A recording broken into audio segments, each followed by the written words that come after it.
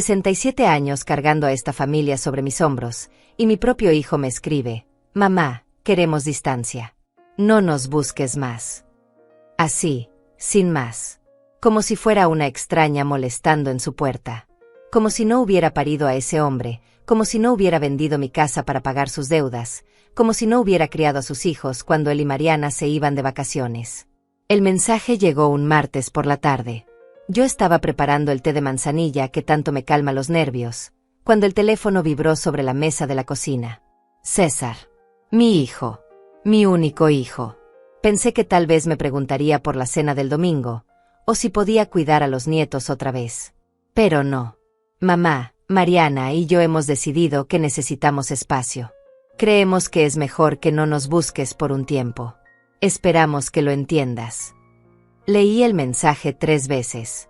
Mis manos temblaron. El vapor del té se elevaba frente a mis ojos, pero ya no podía ver nada claro. 67 años, y mi hijo me está despidiendo como a una empleada que ya no necesita.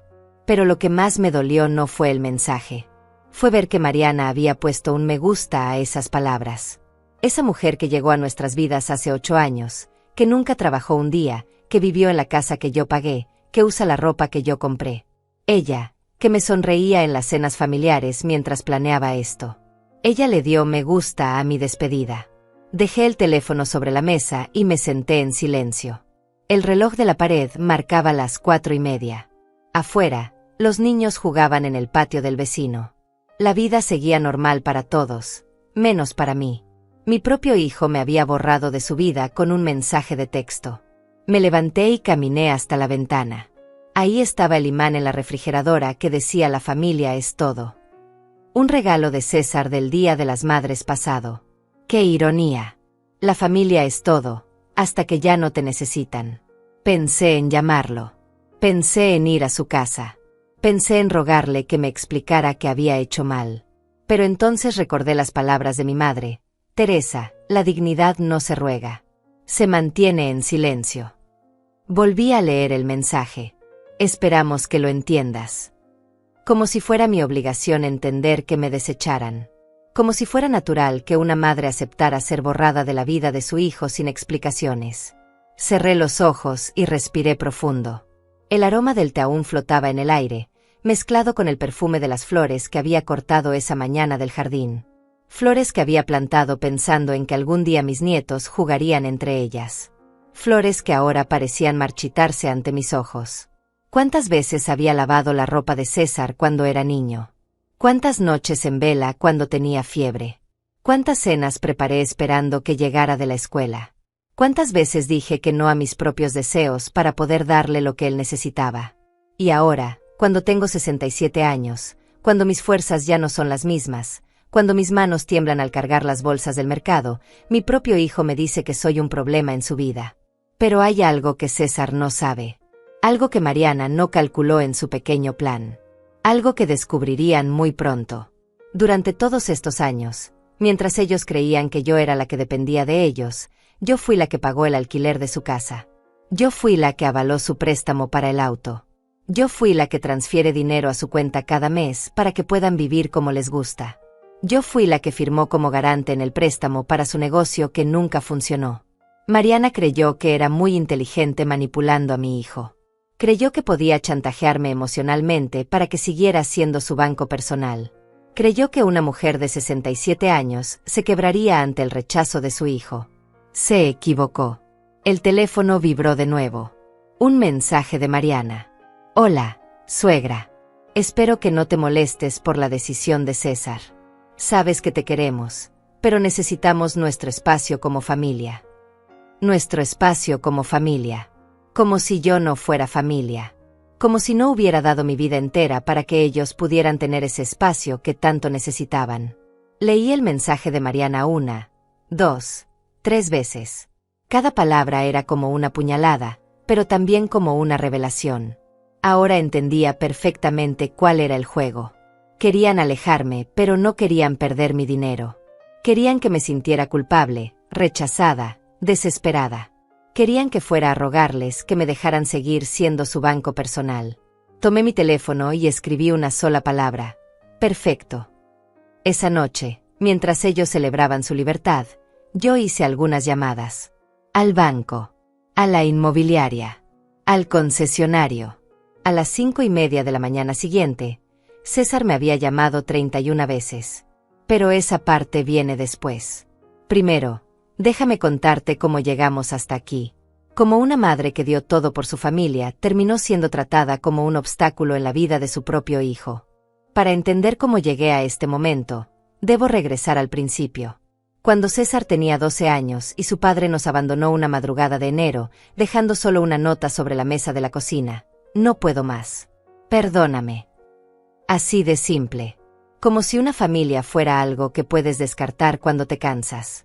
Esa mañana, César despertó buscando a su papá para pedirle dinero para el uniforme nuevo de la escuela. Yo tuve que explicarle que papá se había ido, que ahora éramos solo nosotros dos, que todo iba a estar bien. Mentí. No sabía si todo iba a estar bien, pero eso es lo que hacen las madres. Mienten para proteger a sus hijos del dolor. Trabajé dobles turnos en la fábrica textil durante 5 años. Mis manos se llenaron de callos, mi espalda se curvó, mis piernas se hincharon, pero César nunca se quedó sin nada. Nunca faltó comida en nuestra mesa, nunca faltó ropa limpia en su armario, nunca faltó dinero para sus útiles escolares. Cuando cumplió 17, César me dijo: «Mamá, tú eres la mujer más fuerte del mundo. Nunca te voy a dejar sola». Lo abracé y lloré. Pensé que había criado a un buen hombre. Pensé que el abandono de su padre lo había enseñado a valorar el amor incondicional. Me equivoqué. A los 25 años, César conoció a Mariana en una fiesta. Ella era bonita, hablaba bien, venía de una familia con dinero. Pero había algo en sus ojos que no me gustaba. Una frialdad que escondía detrás de su sonrisa perfecta. Cuando me la presentó, extendió la mano para saludarme, pero sus ojos me evaluaban como si fuera una amenaza. «César me ha contado tanto de ti», me dijo con una voz dulce pero calculada. «Dice que eres la mujer más importante de su vida». Debí haber prestado atención al tono. Debí haber notado que no dijo una de las mujeres más importantes, sino la mujer más importante. Como si eso fuera un problema que necesitaba resolver. Los primeros meses, Mariana era encantadora conmigo. Me traía flores, me preguntaba por mis recetas, me decía que quería aprender a cocinar como yo. «Quiero cuidar bien a César», me decía. «Quiero que se sienta como en casa». Pero poco a poco, las cosas empezaron a cambiar. Primero fueron comentarios pequeños, casi imperceptibles. «Ay, suegra, César me dice que siempre le lavabas la ropa. Pero yo creo que un hombre debe aprender a ser independiente. ¿No crees?». Después fueron las visitas. Antes César venía a verme cada domingo. Comíamos juntos, me contaba de su trabajo, veíamos las telenovelas. Pero Mariana empezó a programar planes para los domingos. «Amor, mi familia nos invitó a comer. Mejor vemos a tu mamá otro día». Otro día que nunca llegaba. Cuando se casaron, pensé que las cosas mejorarían. Pensé que Mariana se sentiría más segura y dejaría de competir conmigo. Pero fue peor. Ahora tenía el control total sobre César. Ahora podía decidir cuándo y cómo me veía. «Mamá», me dijo César una tarde, «Mariana dice que te sientes sola y que por eso nos llamas mucho. Tal vez deberías buscar actividades, hacer amigas de tu edad». Amigas de mi edad. Como si yo fuera una vieja que no tenía nada mejor que hacer que molestar a su hijo. Como si mis llamadas fueran una carga y no el deseo natural de una madre de saber cómo está su hijo. Pero yo callé. Siempre callé. Porque tenía miedo de perderlo completamente. Cuando César perdió el trabajo, no dudé en vender mi casa. Era la casa donde él había crecido, donde habíamos sido felices cuando éramos solo nosotros dos. Pero él necesitaba dinero para el enganche de su nueva casa, y yo no podía negárselo. «Mamá, es solo un préstamo», me dijo. «Te lo voy a devolver en cuanto consiga trabajo». Nunca me devolvió nada. Pero yo no le recordé la promesa porque no quería que se sintiera mal. Cuando llegaron los nietos, pensé que todo cambiaría. Pensé que Mariana finalmente me vería como parte de la familia.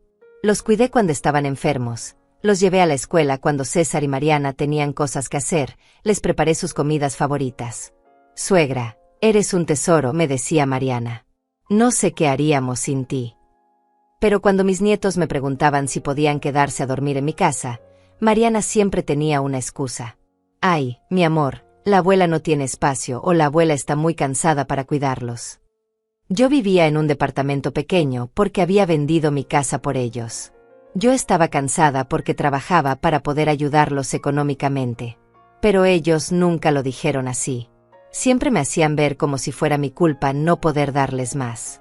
El año pasado, cuando César cumplió 35 años, organicé una cena en mi departamento. Cociné su platillo favorito, compré un pastel, decoré con globos. Invité a toda la familia. Llegaron tarde. Mariana se quejó del calor, César dijo que tenía dolor de cabeza. Comieron rápido, tomaron fotos para las redes sociales, y se fueron antes de que terminara la novela que siempre veíamos juntos. Esa noche, lavando los platos, me di cuenta de que había cocinado para 20 personas y solo habían venido 5.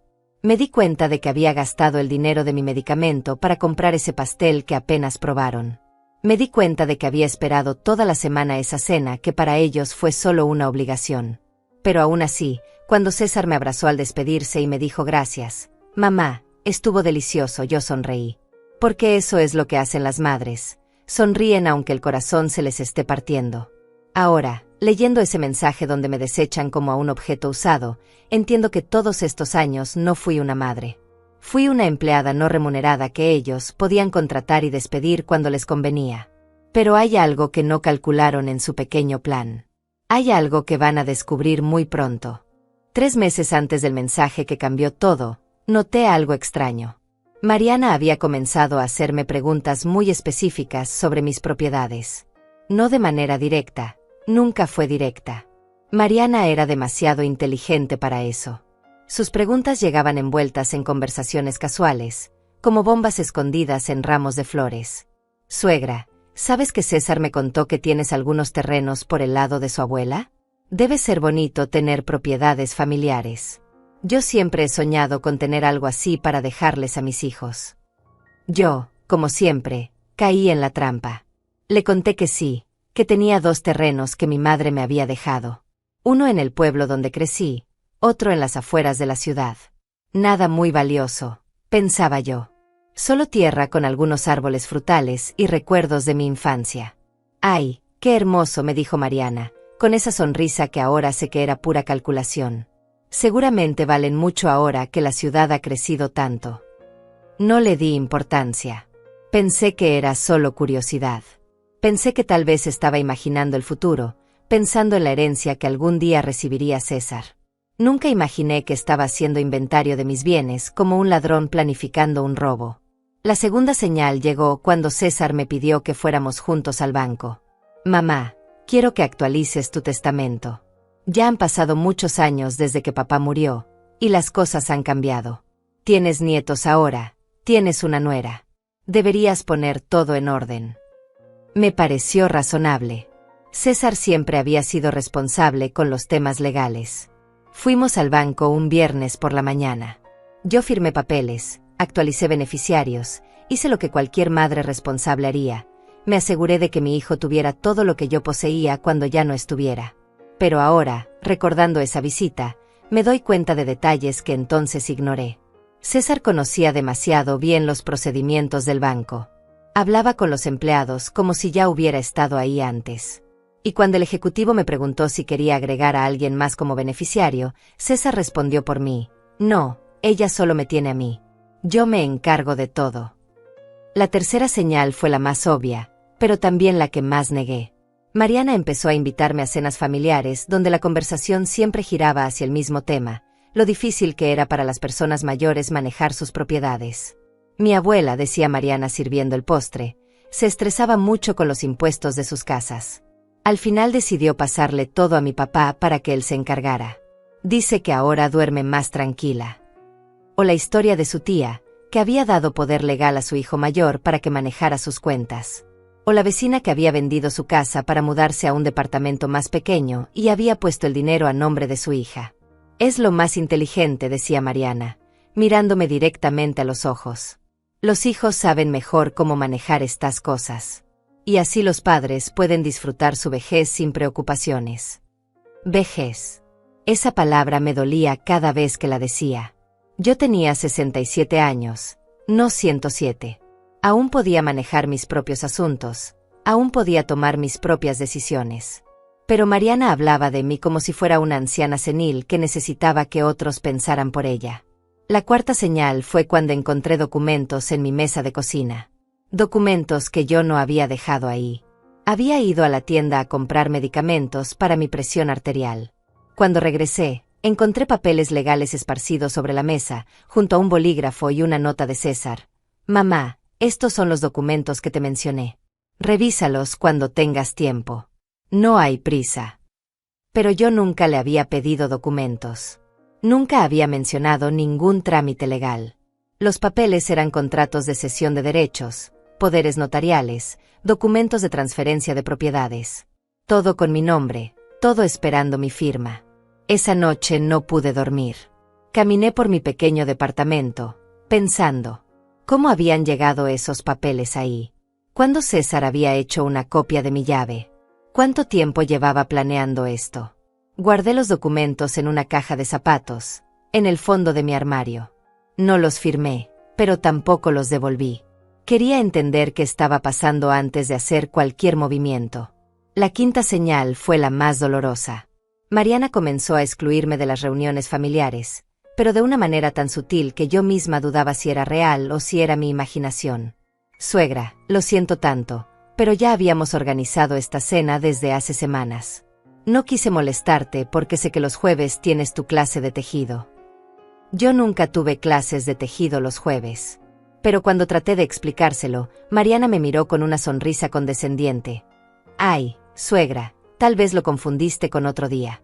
A veces a nuestra edad la memoria nos juega trucos. Nuestra edad. Otra vez esa frase. Como si yo fuera una vieja confundida que no podía recordar sus propias actividades. La sexta señal fue cuando descubrí que César había estado preguntando por mí en el banco. La señora Lourdes, mi amiga de toda la vida que trabaja ahí, me lo contó durante el almuerzo.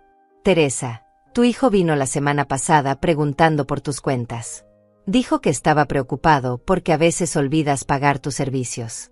Que quería ayudarte a organizarte mejor. Mi sangre se heló. Yo nunca he olvidado pagar mis servicios.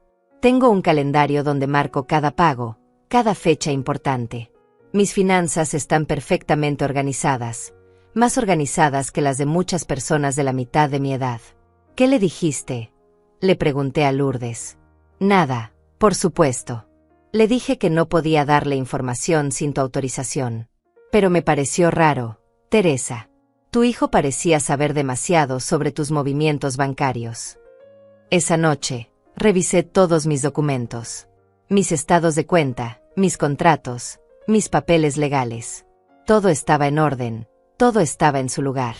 Pero entonces encontré algo que no recordaba, una solicitud de información patrimonial que supuestamente yo había firmado 3 meses atrás. Mi firma estaba ahí, pero yo no recordaba haber firmado esa solicitud. La letra era mía, pero algo se sentía extraño. Como si hubiera firmado sin leer, como si hubiera firmado confiando en que César me estaba ayudando con algo bueno. Ahí fue cuando entendí lo que estaba pasando. Ahí fue cuando me di cuenta de que mi propio hijo y mi nuera habían estado preparando el terreno para robarme todo lo que tenía. No de golpe, no con violencia, sino lentamente, con manipulación, con documentos que yo firmaba sin entender completamente. Pero la séptima y última señal fue la que confirmó mis sospechas. Mariana comenzó a hablar de mi futuro como si ya estuviera decidido. Suegra, César y yo hemos estado pensando. Tal vez sería bueno que te mudaras a un lugar más pequeño, más fácil de mantener. Hay unos departamentos hermosos cerca de aquí, especiales para personas de tu edad. Personas de mi edad. Otra vez esa frase envenenada. Y así, continuó Mariana, podrías vender tus propiedades y tener dinero para vivir tranquila.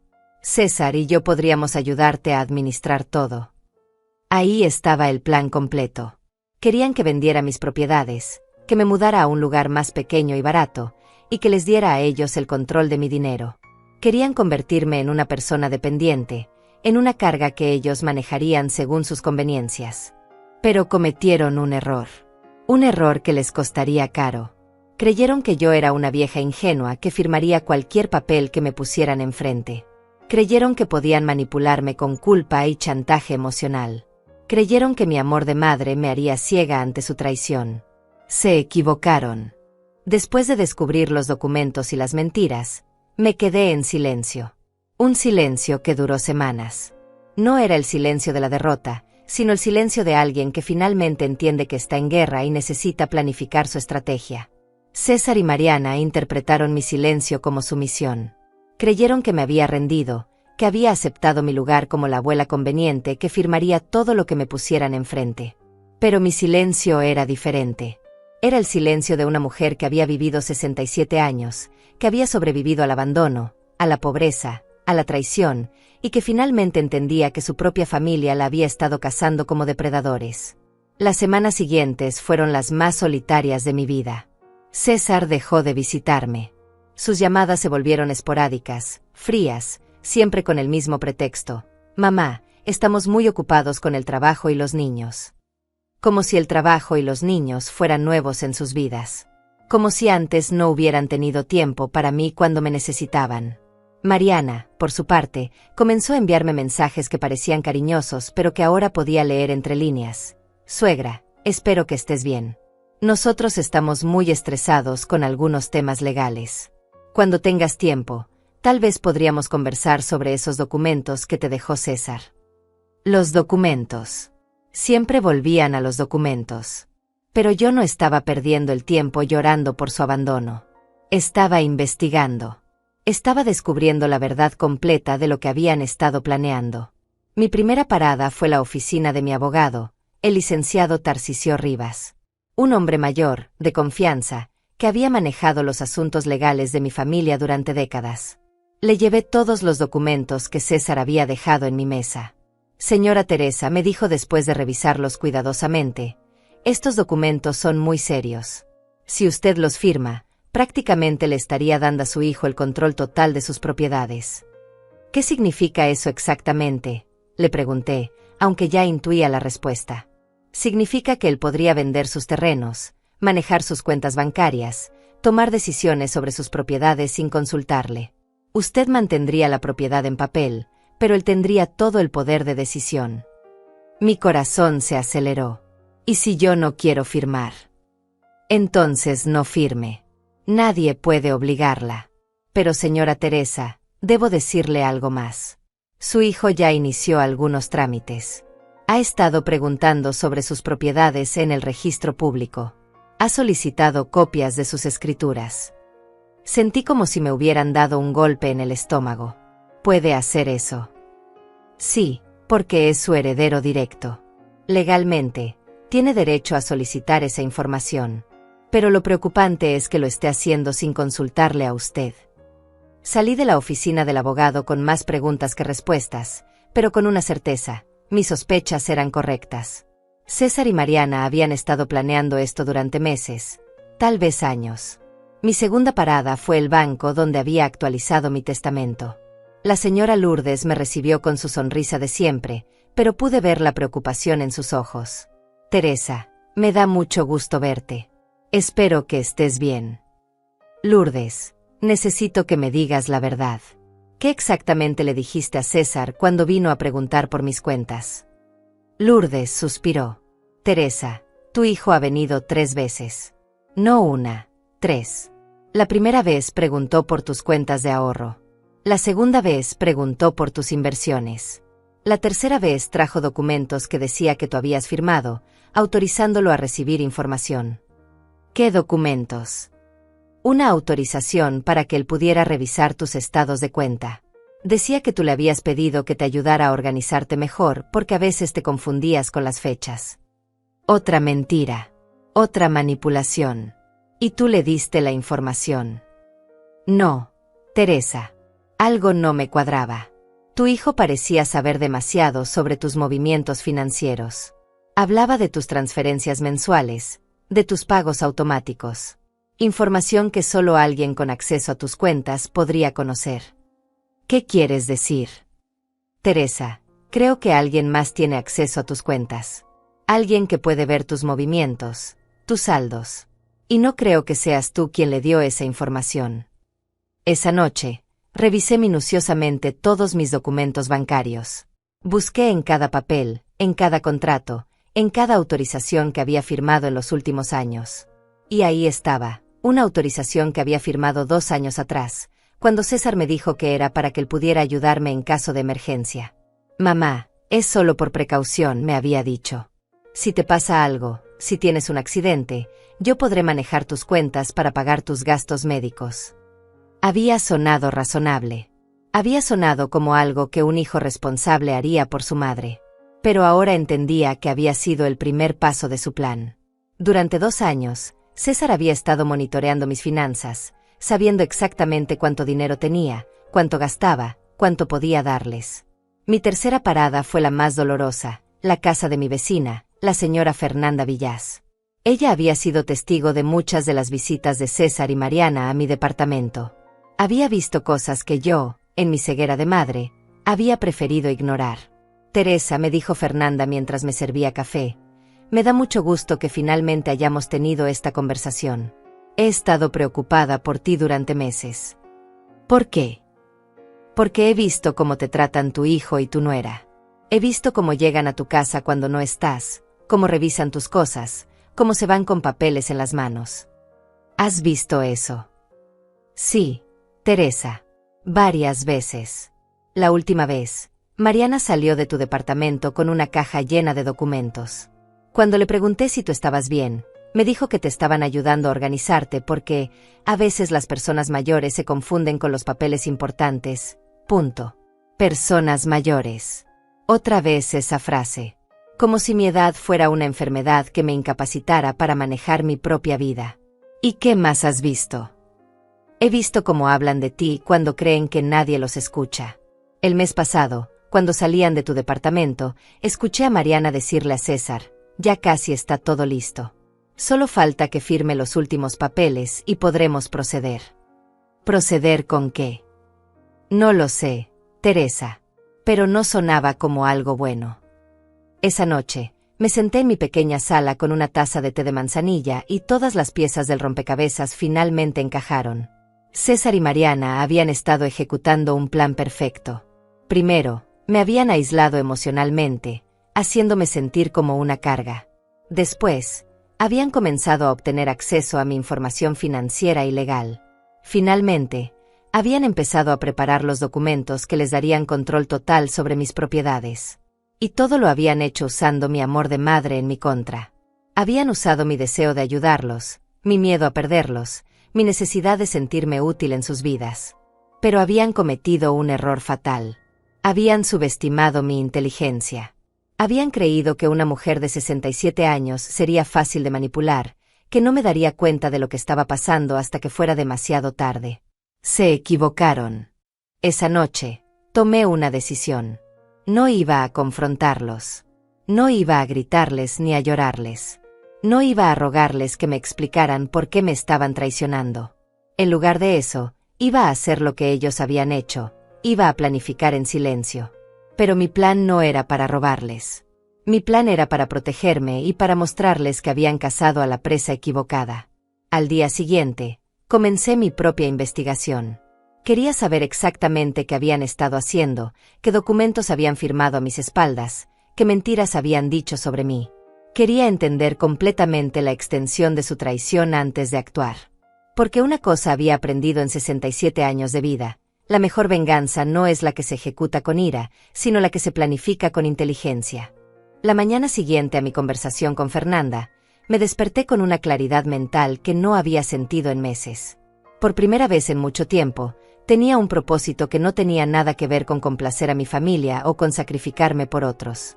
Tenía un propósito que era completamente mío: descubrir la verdad completa y proteger lo que me pertenecía. Preparé mi café más temprano que de costumbre, me vestí con mi mejor ropa, y salí de casa con la determinación de una mujer que había decidido pelear por su vida.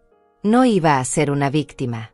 No iba a ser la abuela conveniente que firma papeles sin entender. Iba a ser una investigadora, una estratega, una mujer que usaría cada día de sus 67 años de experiencia para desenmascarar la traición. Mi primera parada fue la oficina del Registro Público de la Propiedad.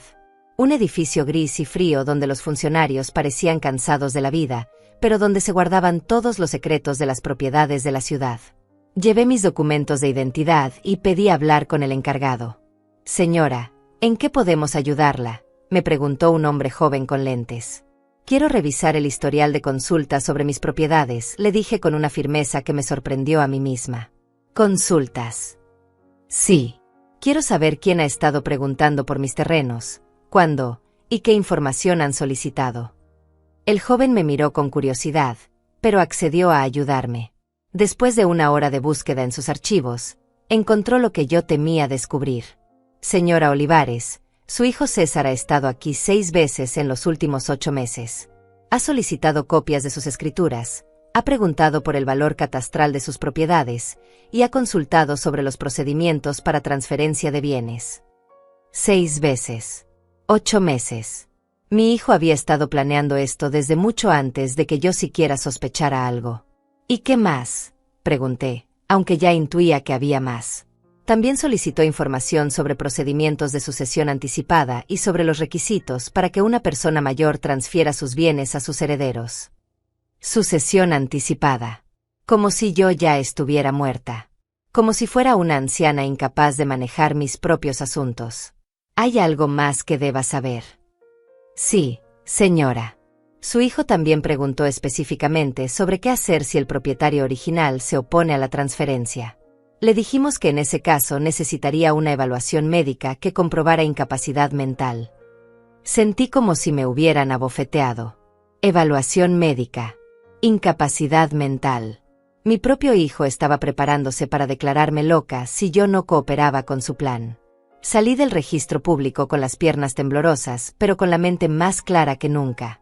Ahora sabía exactamente lo que César y Mariana habían estado planeando. No solo querían robar mis propiedades, sino que estaban preparados para declararme mentalmente incapaz si yo me resistía. Mi segunda parada fue el banco donde tenía mi cuenta principal. Esta vez no fui a ver a Lourdes, sino directamente al director, el señor Marco Figueiró. Un hombre serio que conocía mi historial financiero desde hacía años. «Señora Olivares, ¿en qué podemos ayudarla hoy?» «Quiero revisar todos los movimientos de mi cuenta de los últimos 12 meses. Quiero saber si alguien más ha tenido acceso a mi información, y quiero cancelar cualquier autorización que haya dado anteriormente». El director me miró con seriedad. «¿Hay algún problema específico?» «Sí, hay un problema. Creo que alguien está usando mi información financiera sin mi consentimiento».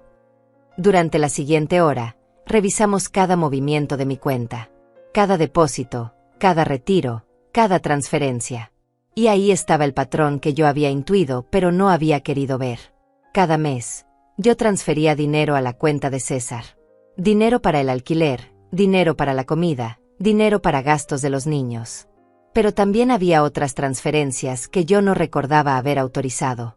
Pequeñas cantidades, nada que levantara sospechas inmediatas, pero que sumadas representaban una cantidad significativa.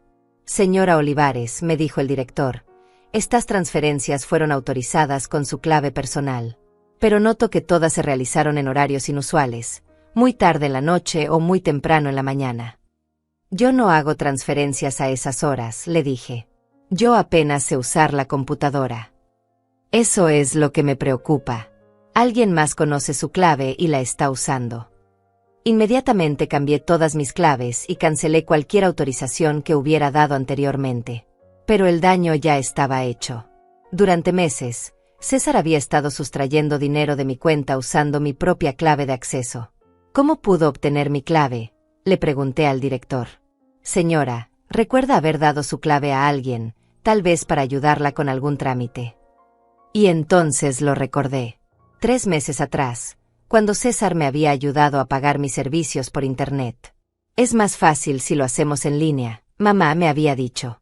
«Dame tu clave y yo te enseño cómo hacerlo». Yo le había dado mi clave confiando en que me estaba ayudando. Nunca imaginé que la estaría usando para robarme. Mi tercera parada fue la oficina de mi contador, el señor Romario Ríos. Un hombre mayor que había manejado mis impuestos durante años y que conocía mi situación financiera mejor que nadie. «Señora Teresa, me da mucho gusto verla. ¿Cómo ha estado?». Romario, necesito que me digas la verdad. ¿Ha venido alguien a preguntarte sobre mis finanzas? El contador suspiró. Sí, Teresa. Su hijo César vino hace 2 meses. Dijo que usted le había pedido que revisara sus impuestos porque se sentía confundida con algunos números. ¿Y qué le dijiste? Le dije que no podía darle información sin su autorización por escrito. Pero él me mostró un documento que supuestamente usted había firmado. ¿Qué documento? Una autorización para que él pudiera revisar sus declaraciones de impuestos y sus estados financieros. Decía que usted se sentía abrumada con los números y que necesitaba ayuda. Otro documento que yo no recordaba haber firmado. Otra mentira sobre mi supuesta incapacidad mental. ¿Y qué información le diste? Le mostré sus declaraciones de los últimos 3 años. Revisó todo muy cuidadosamente. Hizo copias de algunos documentos.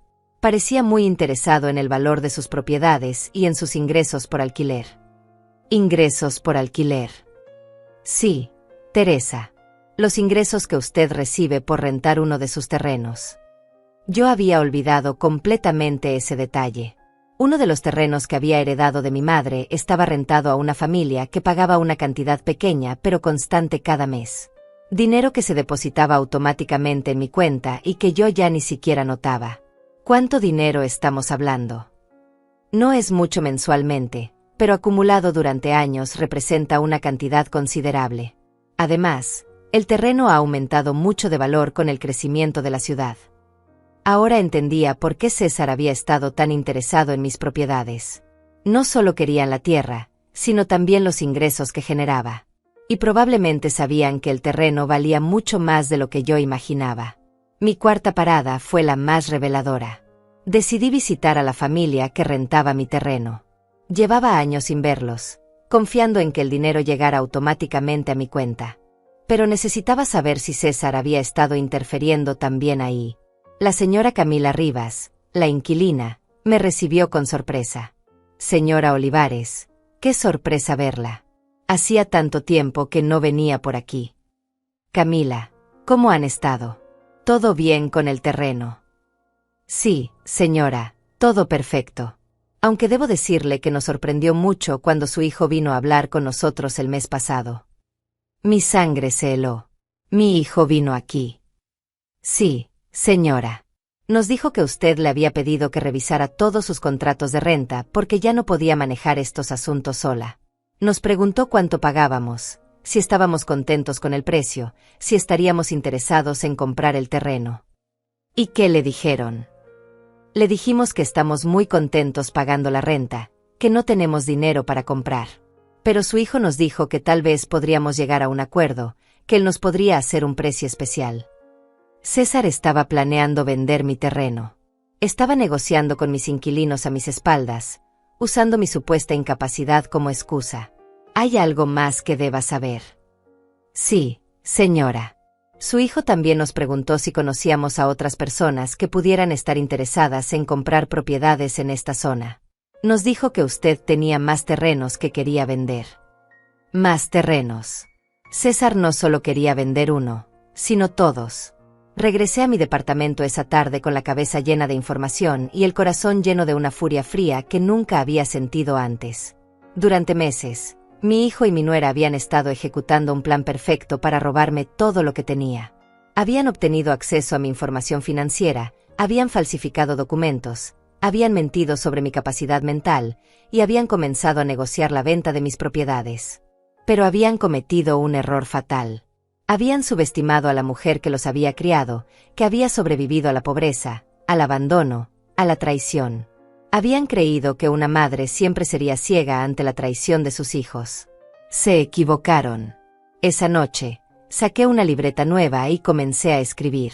Cada documento que habían falsificado, cada mentira que habían dicho, cada movimiento que habían hecho sin mi consentimiento. Tenía pruebas de todo. Tenía testigos. Tenía documentos. Pero más importante aún, tenía un plan.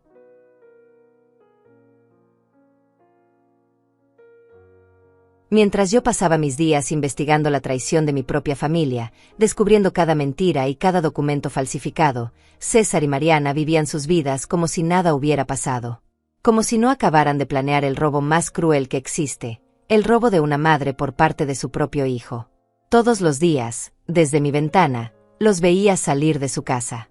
César con su camisa planchada y su sonrisa confiada, Mariana con su ropa cara y su actitud de mujer exitosa.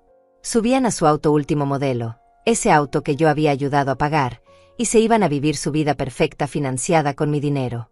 Pero lo que más me dolía no era verlos vivir cómodamente mientras planeaban mi ruina. Lo que más me dolía era ver cómo habían comenzado a presumir su nueva vida en las redes sociales, como si hubieran logrado todo por su propio esfuerzo. Mariana había comenzado a publicar fotos de sus salidas a restaurantes caros con mensajes como, finalmente aprendiendo a priorizar nuestro bienestar familiar. Algunas personas necesitan drama para sentirse vivas, nosotros elegimos la paz. La paz. Ellos elegían la paz mientras yo pasaba noches sin dormir descubriendo cómo me habían traicionado. César también había comenzado a publicar frases motivacionales en su perfil. A veces hay que alejarse de personas tóxicas, aunque sean familia. La verdadera libertad llega cuando dejas de permitir que otros controlen tu vida. Personas tóxicas. Yo era una persona tóxica para mi propio hijo. Yo, que había vendido mi casa para pagar sus deudas, que había trabajado turnos dobles para que él pudiera estudiar, que había sacrificado mi propia vida para darle la suya. Pero las publicaciones que más me herían eran las que hacían sobre su nueva etapa de vida. Mariana había publicado una foto de ellos dos abrazados con el mensaje: cuando finalmente te liberas de la negatividad, la vida te recompensa con abundancia. Negatividad. Yo era la negatividad en sus vidas. Mi amor incondicional, mi apoyo constante, mi sacrificio diario, todo eso era negatividad para ellos. Una semana después de mi investigación en el banco, vi algo que me confirmó que ellos sabían perfectamente lo que estaban haciendo. Mariana había publicado una foto de una casa hermosa con jardín y piscina, con el mensaje: pronto estaremos viviendo nuestro sueño. Dios premia a quienes son pacientes y estratégicos. Estratégicos. Esa palabra me heló la sangre. Ellos sabían que estaban siendo estratégicos. Sabían que estaban ejecutando un plan. Y lo estaban celebrando públicamente. Pero lo que más me dolió fue ver una foto que César había publicado de mis nietos. Estaban jugando en un parque, sonriendo, felices. El mensaje decía: mis hijos merecen crecer en un ambiente de paz, sin dramas familiares innecesarios. Dramas familiares innecesarios. Yo era un drama familiar innecesario. La abuela que los había cuidado cuando estaban enfermos, que les había preparado sus comidas favoritas, que les había comprado sus juguetes, ahora era un drama innecesario en sus vidas. Decidí llamar a mi amiga Lourdes para desahogarme. Necesitaba hablar con alguien que me conociera, alguien que pudiera entender lo que estaba viviendo. Lourdes, ¿has visto las publicaciones de César y Mariana en Facebook? Sí, Teresa. Las he visto. Y me dan mucha rabia. Tú también las interpretas como yo. Teresa, cualquiera que los conozca puede ver lo que están haciendo. Están tratando de justificar públicamente el haberte abandonado. Están creando una narrativa donde tú eres la mala de la historia. Y la gente les cree. Algunas personas sí. Pero las personas que te conocen de verdad saben qué clase de madre has sido. Saben que te has sacrificado por esa familia durante décadas. Esa conversación me ayudó a entender otra dimensión de su traición. No solo me estaban robando mi dinero y mis propiedades, sino que también estaban robando mi reputación. Estaban construyendo una historia donde yo era la culpable de mi propio abandono. 2 días después, recibí un mensaje de Mariana que confirmó mis sospechas. Suegra, espero que estés reflexionando sobre nuestras últimas conversaciones. César y yo hemos estado pensando, y creemos que tal vez podríamos encontrar una solución que funcione para todos. Una solución que funcione para todos. Como si el problema fuera mío, como si yo fuera la que necesitaba encontrar una solución. El mensaje continuaba: sabemos que a veces te sientes sola, y entendemos que eso puede hacerte actuar de maneras que tal vez no son las mejores. Pero si pudieras firmar esos documentos que César te dejó, podríamos ayudarte a organizarte mejor y todos podríamos estar en paz. Ahí estaba la chantaje emocional perfecta. Primero me hacían sentir culpable por sentirme sola, después me hacían sentir culpable por mis supuestas maneras que tal vez no son las mejores, y finalmente me ofrecían la paz a cambio de firmar los documentos que les darían control total sobre mi vida. Pero lo que más me molestó fue el tono condescendiente del mensaje. Como si fuera una niña pequeña que necesitaba que los adultos tomaran decisiones por ella. No respondí el mensaje. Pero sí tomé capturas de pantalla y las guardé junto con todas las otras pruebas que había estado recopilando. Esa misma semana, mi vecina Fernanda me contó algo que me hizo entender la dimensión completa de su hipocresía. Teresa, ayer vi a César y Mariana llegando a tu departamento. Pensé que tal vez habían venido a visitarte, pero cuando bajé a sacar la basura, los escuché hablando en el pasillo. ¿Y qué decían? Mariana le decía a César: espero que ya se haya dado cuenta de que no tiene más opción que firmar. Si sigue resistiéndose, podríamos proceder con la evaluación médica que nos sugirió el abogado. La evaluación médica. Otra vez esa amenaza. Estaban preparados para declararme mentalmente incapaz si yo no cooperaba. ¿Y qué respondió César? Dijo algo como: mi mamá siempre ha sido testaruda, pero al final va a entender que es lo mejor para todos. Además, ya no puede manejar estas cosas sola. Testaruda. Yo era testaruda por no querer ser robada por mi propio hijo. ¿Hay algo más? Sí, Teresa. Cuando se estaban yendo, escuché a Mariana decir: una vez que tengamos control de sus propiedades, podemos vender el terreno grande y usar ese dinero para la casa nueva. Ella ni siquiera se va a dar cuenta. Ella ni siquiera se va a dar cuenta. Como si fuera una anciana senil que no se daría cuenta de que habían vendido sus propiedades. Pero había algo más que me molestaba profundamente. Durante todas estas semanas de investigación, había notado que César y Mariana habían comenzado a hacer gastos que no podían permitirse con sus ingresos reales. Habían renovado su casa, habían comprado muebles nuevos, habían comenzado a comer en restaurantes más caros. Era como si ya hubieran vendido mis propiedades en su mente. Como si ya consideraran que mi dinero era suyo. Una tarde, decidí pasar por su casa para observar las renovaciones que habían hecho. Lo que vi me confirmó que habían estado gastando dinero que no tenían, dinero que esperaban obtener de la venta de mis propiedades. Habían instalado una piscina pequeña en el patio trasero. Habían cambiado todas las ventanas. Habían puesto pisos nuevos. Habían comprado muebles que costaban más de lo que César ganaba en varios meses. Pero lo que más me dolió fue ver que habían quitado todas las fotos donde yo aparecía. Antes, en la sala de su casa, había fotos de nuestra familia, fotos de los cumpleaños de los niños donde yo aparecía sonriendo. Ahora, todas esas fotos habían sido reemplazadas por fotos de ellos dos solos, como si yo nunca hubiera existido. Me habían borrado de sus fotos como me habían borrado de sus vidas. Esa noche, mientras tomaba mi té de manzanilla, reflexioné sobre todo lo que había descubierto. César y Mariana no solo me habían traicionado, sino que habían estado celebrando esa traición públicamente. Habían estado gastando dinero que no tenían, asumiendo que pronto tendrían control total sobre mis propiedades. Habían estado construyendo una narrativa donde yo era la culpable de mi propio abandono. Pero habían cometido un error fatal. Habían subestimado mi capacidad de descubrir la verdad. Habían creído que una madre siempre sería ciega ante la traición de sus hijos. Y más importante aún, habían dejado evidencia de todo. Sus propias publicaciones en redes sociales, sus gastos excesivos, sus mentiras documentadas, todo formaba parte de un patrón que cualquier juez podría ver claramente. Habían sido tan arrogantes en su traición que habían documentado su propio crimen. Pero yo no iba a actuar con ira. No iba a gritarles ni a confrontarlos emocionalmente. Iba a hacer algo que sabía que les dolería mucho más que cualquier grito. Iba a actuar con la frialdad de alguien que había descubierto la verdad completa y que tenía las pruebas para demostrarlo. Mañana comenzaría la parte más importante de mi plan. El día que decidí actuar amaneció claro y frío. Me desperté a las 5 de la mañana, preparé mi café como todos los días, pero esta vez con una sensación diferente en el pecho. No era nerviosismo, no era miedo. Era la calma que llega cuando finalmente decides dejar de ser víctima y convertirte en protagonista de tu propia vida. Durante semanas había recopilado pruebas, había documentado cada mentira, había guardado cada screenshot de sus publicaciones arrogantes en redes sociales. Tenía copias de todos los documentos que habían falsificado, registros de las transferencias no autorizadas, testimonios de testigos.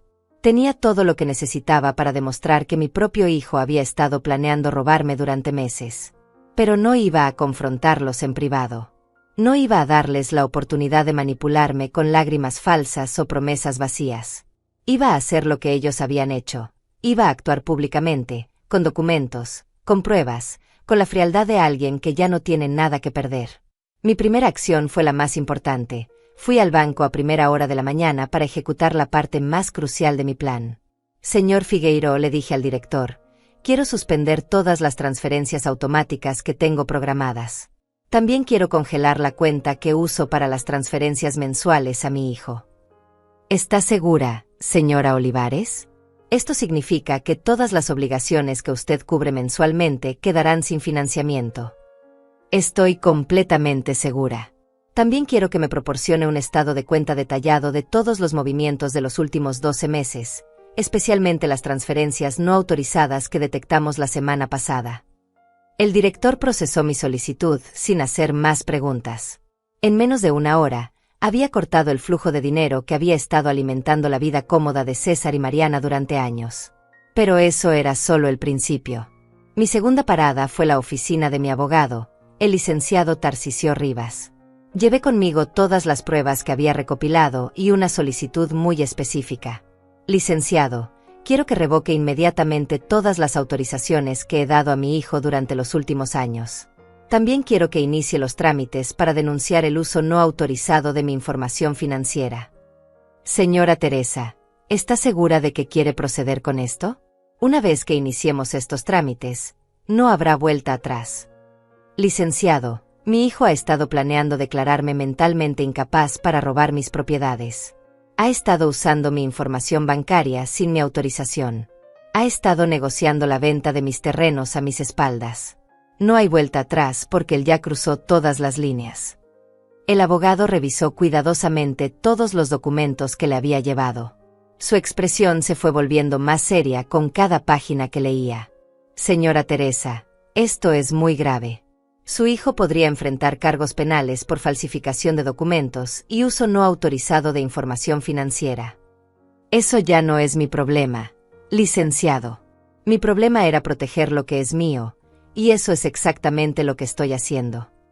Esa tarde, el abogado envió cartas oficiales a César, a Mariana, y a todos los lugares donde habían estado usando mi información sin autorización. Cartas que explicaban claramente que cualquier documento firmado sin mi presencia y sin testigos sería considerado nulo, y que cualquier intento de proceder con transacciones sobre mis propiedades sería considerado fraude. Pero mi acción más poderosa fue la que ejecuté esa misma tarde.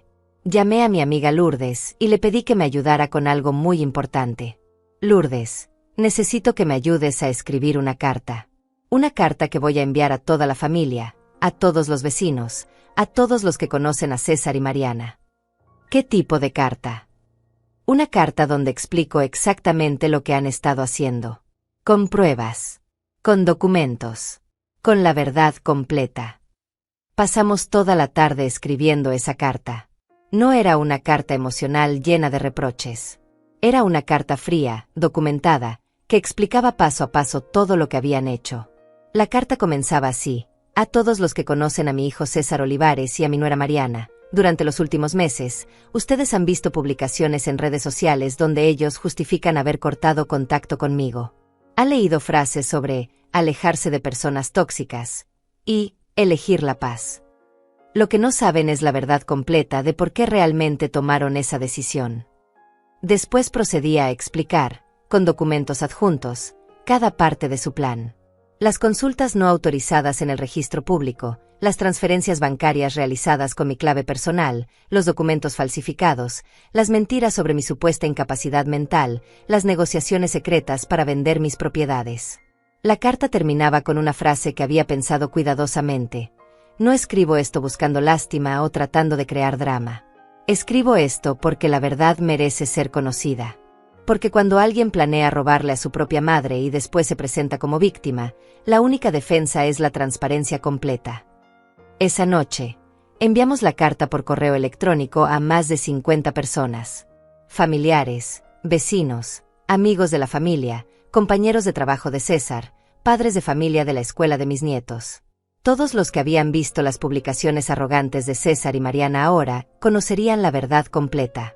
Pero mi acción más estratégica fue la que ejecuté al día siguiente. Fui a la oficina de la inmobiliaria que manejaba el alquiler de mi terreno y les entregué una carta formal revocando cualquier autorización que César pudiera haber dado sobre mi propiedad. Señora Olivares, me dijo el agente, qué coincidencia que venga hoy. Su hijo estuvo aquí ayer con una pareja interesada en comprar su terreno. Dijo que usted había decidido vender porque ya no podía manejar estos asuntos. Mi hijo no tiene ninguna autorización para vender nada mío. Cualquier documento que les haya mostrado es falso. Pero señora, él tenía documentos que parecían legales. Documentos que parecían legales o documentos que eran legales. Porque si no los revisó cuidadosamente, podría estar participando en un fraude. El agente inmobiliario se puso nervioso. Señora, nosotros no queremos problemas legales. Si usted dice que su hijo no tiene autorización, entonces no procederemos con ninguna transacción. Exactamente.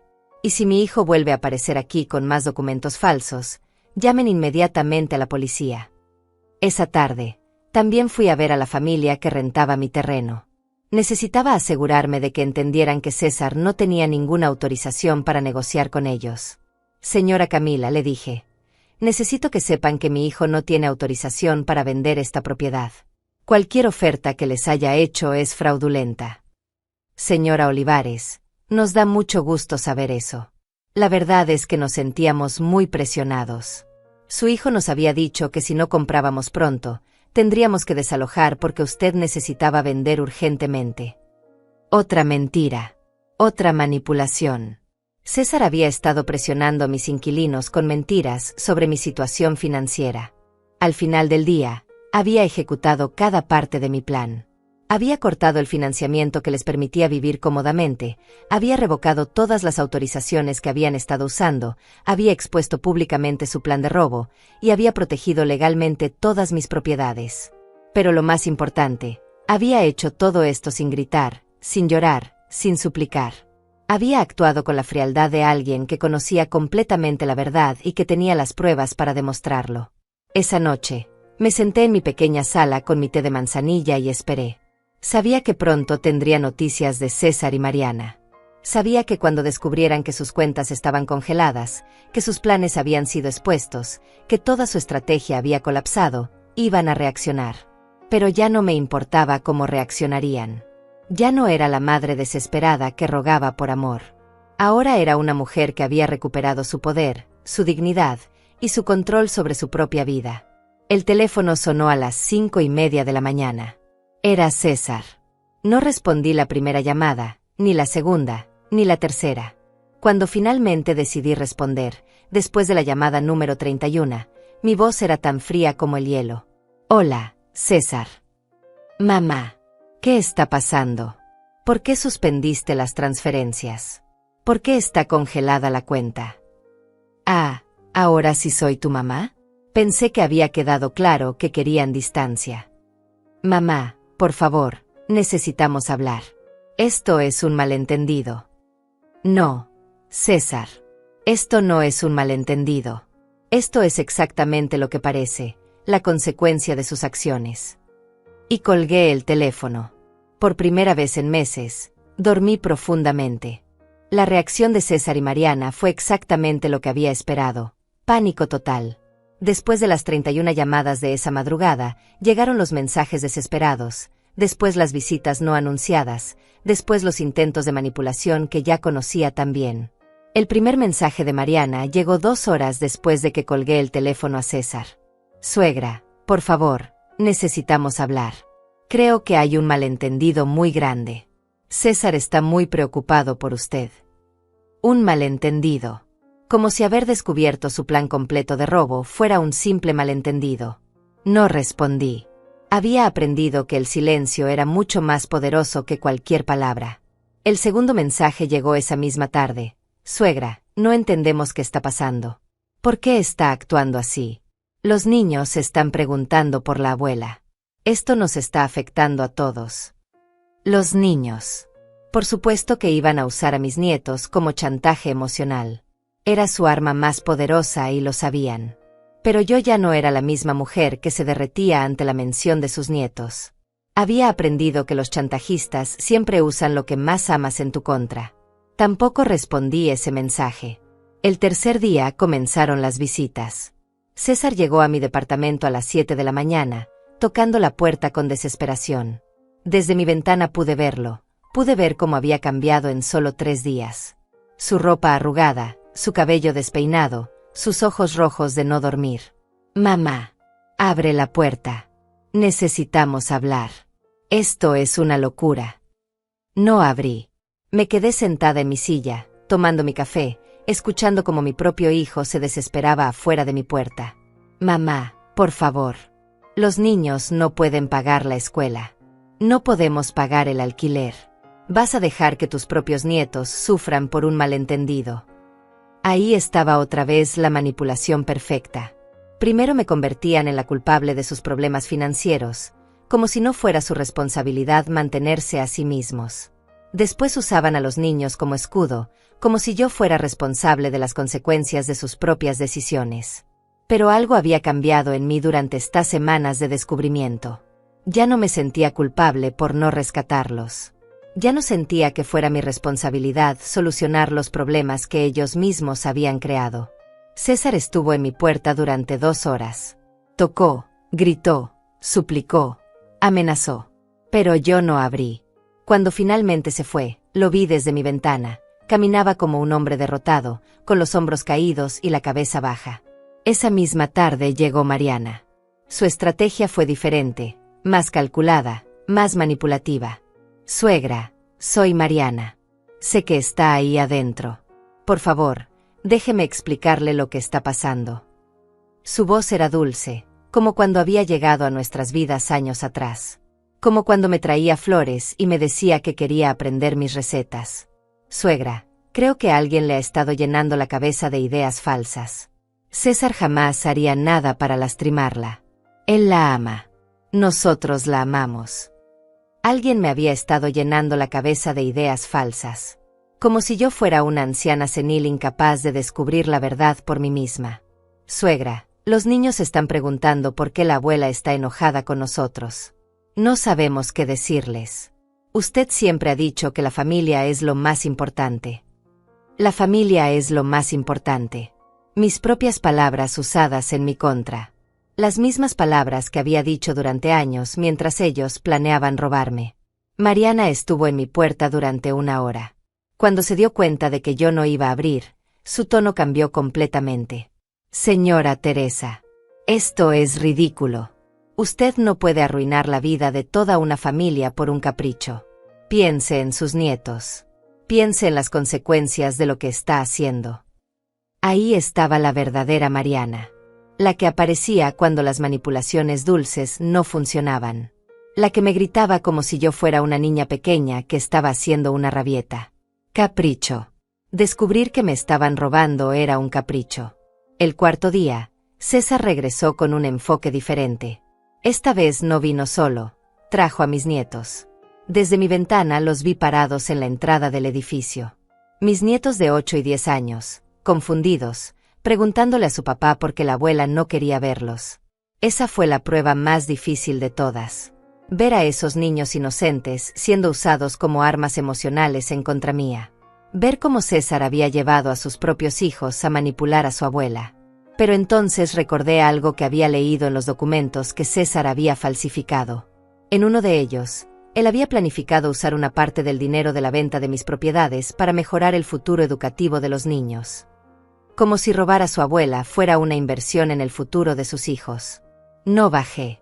Por doloroso que fuera, no bajé. Esa noche, César me envió un mensaje de audio que guardé como evidencia de su desesperación. Mamá, no entiendo qué te hicimos. No entiendo por qué nos estás castigando así.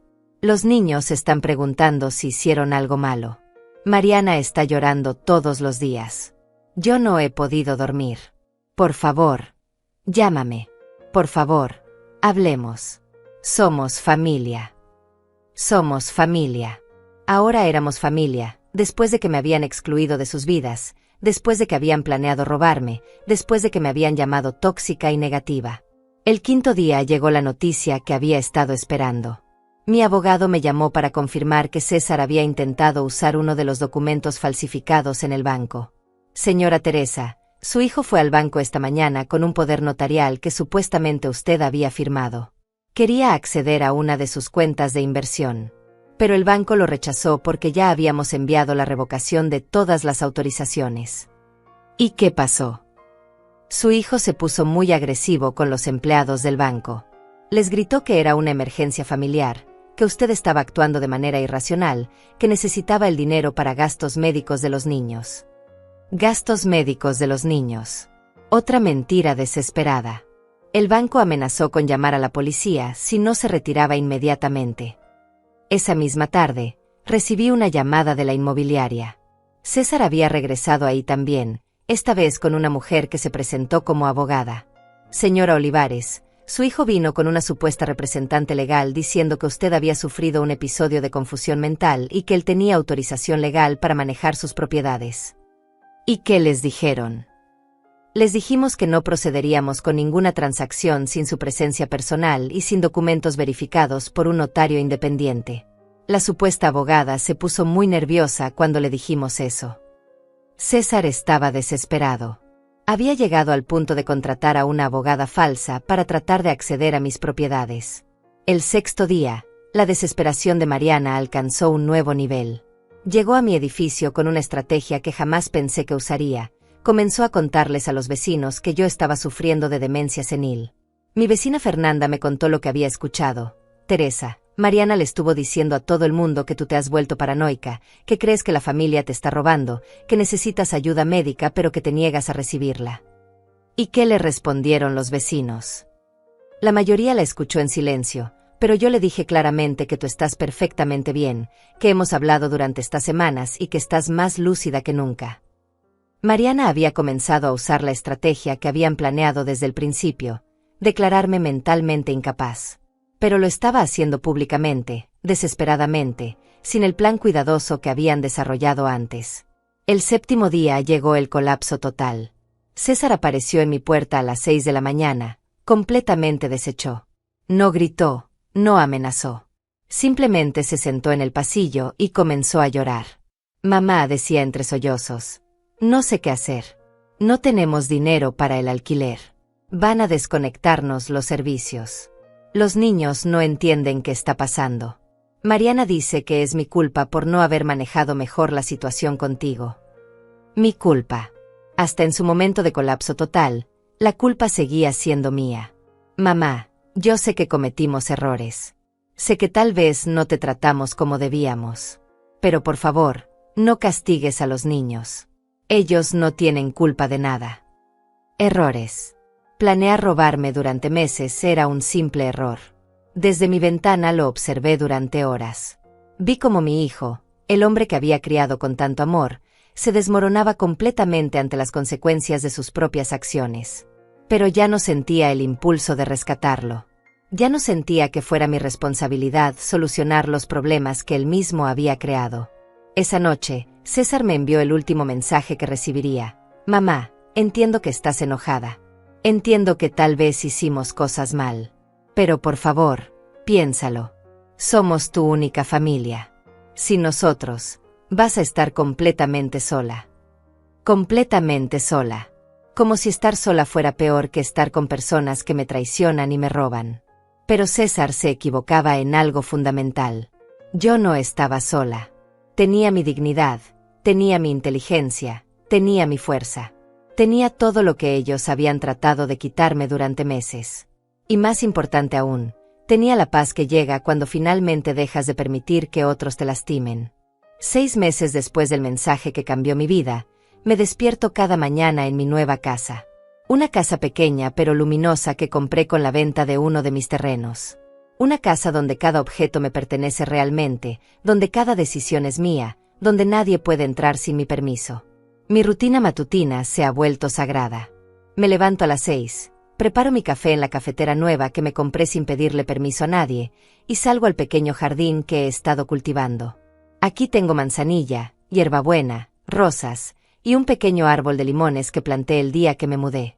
Cada planta que crece en esta tierra es una prueba de que la vida continúa, de que las cosas pueden florecer cuando están en el lugar correcto. El proceso legal contra César y Mariana terminó hace 3 meses. Mi abogado logró demostrar cada punto de falsificación de documentos, cada transferencia no autorizada, cada mentira que habían construido sobre mi supuesta incapacidad mental. César tuvo que devolver todo el dinero que había tomado de mis cuentas sin autorización. Mariana tuvo que enfrentar cargos por participar en el plan de fraude. Pero lo más importante no fue la victoria legal. Lo más importante fue descubrir que tenía la fuerza para defenderme, que no necesitaba ser víctima de nadie, ni siquiera de mi propia familia. Durante estos meses, César me ha enviado varios mensajes pidiendo perdón.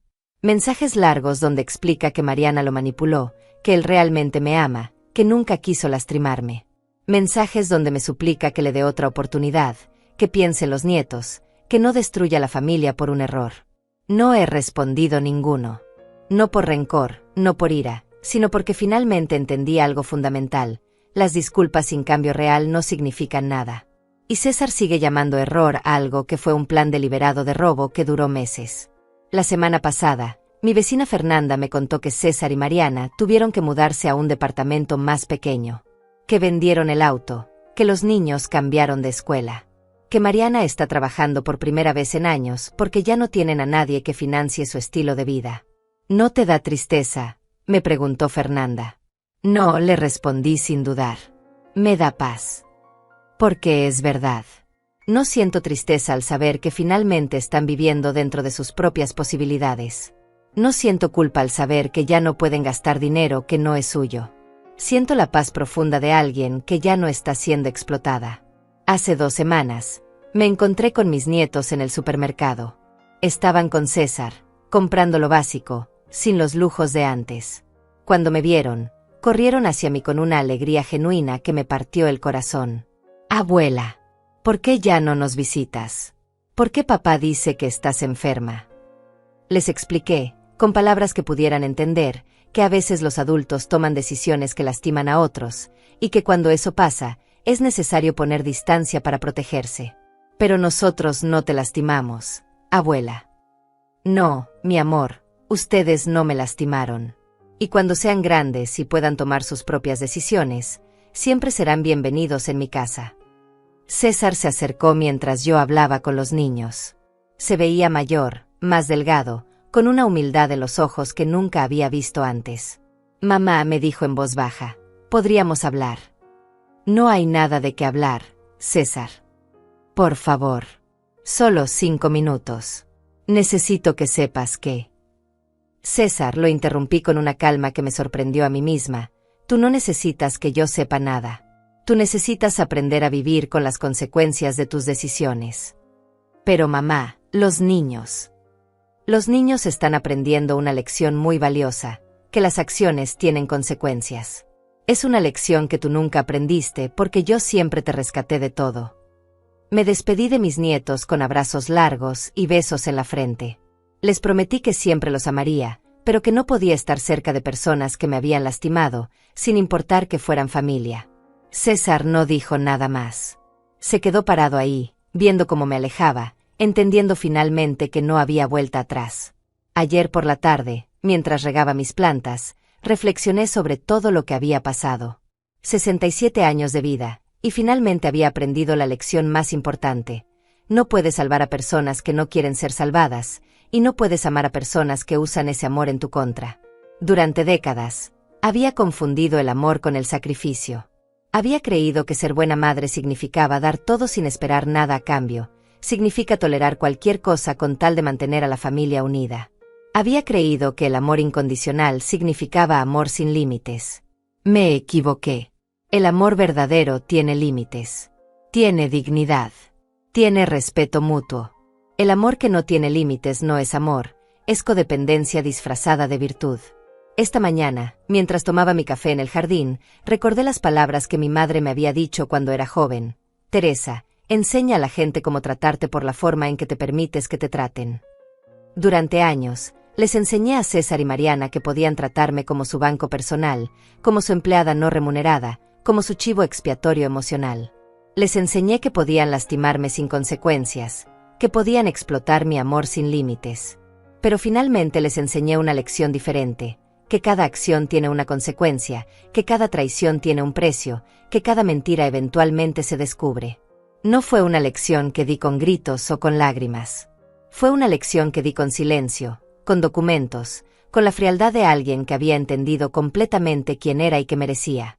Ahora, cuando me miran desde la distancia, ven a una mujer que ya no puede ser manipulada. Ven a una mujer que eligió su propia paz sobre la comodidad de otros. Ven a una mujer que finalmente aprendió que la familia no es solo sangre, sino respeto, lealtad y amor genuino. Esta tarde voy a plantar más flores en mi jardín. Flores que crecerán en una tierra que me pertenece, bajo un sol que nadie puede quitarme, en una casa donde cada decisión es mía. Y por las noches, cuando tomo mi té de manzanilla y escucho el silencio de mi hogar, no siento soledad. Siento la plenitud profunda de alguien que finalmente encontró la paz. Porque descubrí algo que César nunca entendió.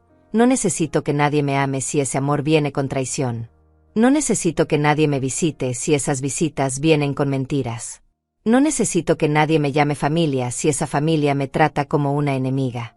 Tengo 67 años, y finalmente sé quién soy. Una mujer que ya no se disculpa por protegerse, que ya no ruega por respeto, que ya no acepta migajas emocionales de personas que deberían amarla completamente. Cerré la puerta de mi vida anterior no por odio, sino por amor a mí misma. No gritando, sino con la dignidad silenciosa de alguien que finalmente entendió su propio valor. Y esa, descubrí, es la victoria más dulce de todas, la paz que llega cuando dejas de pelear por el amor de personas que nunca te amaron realmente. Mañana plantaré rosas nuevas en mi jardín. Rosas que florecerán sin pedir permiso, como yo finalmente aprendí a vivir.